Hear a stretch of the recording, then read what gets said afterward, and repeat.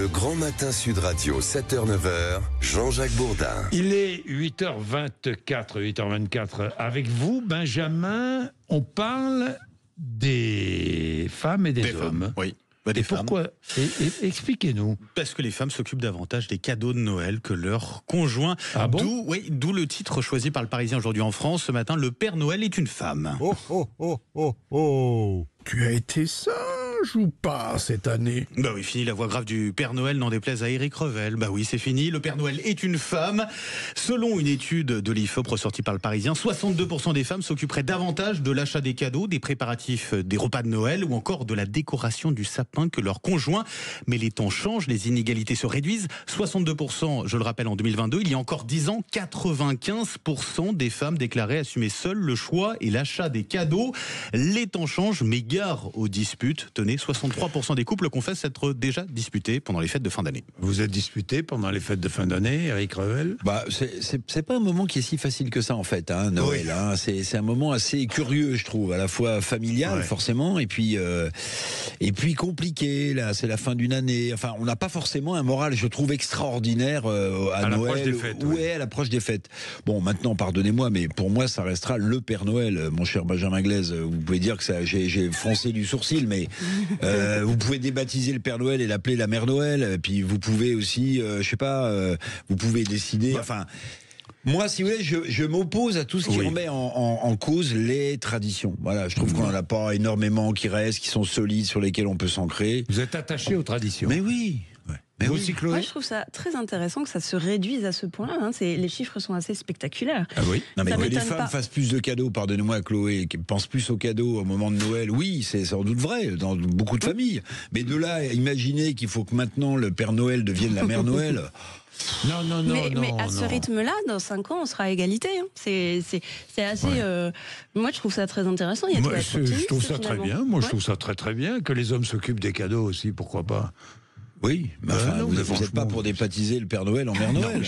Non. Avec Mais une femme à c'est barbe, une avec une femme à barbe, avec une femme à barbe. Mais Benjamin non, Blaise mais non, m'a cherché, il m'a trouvé. Mais non. Le prenez pas comme ça. On en est là. Non. Dites-moi, François Bayrou, je le verrais bien avec une barbe de Père Noël. Non, mais il ferait un bon Père Noël, non ? Vous trouvez pas ? Ouais. Il a la stature, je trouve. Enfin, Et il d'ailleurs, ne va pas faire de cadeaux budgétaires, là, je vous le dis tout de suite, Non. ça ne sera pas possible. Et d'ailleurs, son entourage fait dire qu'il ne faut pas attendre les ministres pour avant Noël. Hein. Ah bon ? Oui. On va encore attendre Non. Ils disent Chloé. qu'ils vont essayer Chloé de faire a toujours avant Noël. des infos. Je ne sais pas comment vous faites, Ouais, Chloé. ouais, Qu'est-ce que vous faites Qu'est-ce que vous faites ? Vous passez des SMS, vous allez vous appeler les uns les autres. Vous avez toujours des petites infos. Oui. Donc on n'aura pas de gouvernement avant Donc, Noël. à mon avis, ils disent on va essayer. Quand on dit on va essayer, c'est Oui, que c'est mauvais signe. c'est mauvais signe. Oui.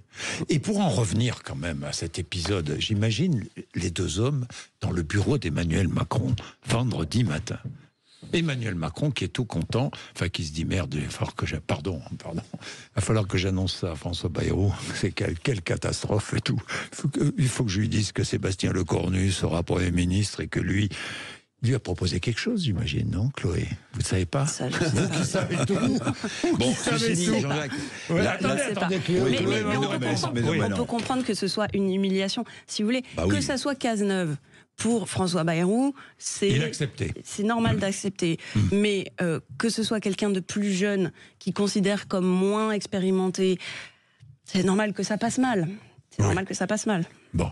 c'est Oui. pour ça que Bayrou Eric. est en position de force. C'est pour ça qu'il Et a oui. gagné un premier bras de fer. C'est Et pour c'est ça vrai. qu'il a fait mettre un genou à terre au président de la République. Et c'est pour ça qu'il partira peut-être sur un clash. Alors c'est pas la première fois, souvenez-vous Jean-Jacques, que quand Jacques Chirac veut nommer à Matignon Michel Alliot-Marie, Villepin fait le siège. Ah oui. Il fait le siège et finalement il renverse la situation et c'est Villepin qui sera nommé à Matignon et non pas Michel Alliot-Marie qui a eu tous les postes régaliens, hein. Oui. Justice, intérieur, défense, Armée, sauf défense. Matignon, elle l'a loupé de peu.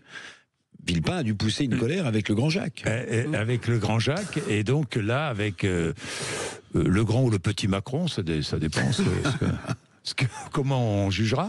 Mais François Bayrou Non, mais ça a peut poussé être une colère. Ça peut être Oui. bien, y compris pour Emmanuel Macron, dans le sens où personne ne se dira que la politique menée par François Bayrou est décidée par Emmanuel Macron. Ça, désormais. c'est vrai. Non, Donc, mais ça, c'est vrai, c'est il un peut y atout. trouver son compte. Hein. C'est un atout. Je vais en parler à Prisca Thévenot. On va voir ce qu'elle dit sur cette autorité de François Bayrou. Il est 8h29. Merci à tous les Merci deux. Jean-Jacques. 8h29. Les coulisses de la politique, hein, c'est bien. Chloé, vous allez nous raconter un peu toutes les coulisses de la politique comme ça, régulièrement. Il est 8h29. Les titres, rappel des titres de l'actualité.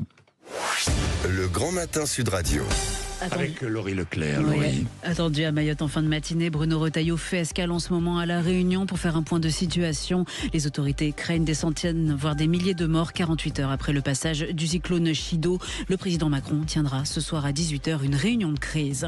Avant de constituer son gouvernement, François Bayrou rencontre Marine Le Pen et Jordan Bardella dans une demi-heure. Ce sera ensuite au tour de Gabriel Attal pour Ensemble pour la République, Olivier Faure pour les Socialistes et Laurent Wauquiez pour les Républicains. Avant les autres formations politiques demain, la France insoumise refuse d'échanger avec le Premier ministre.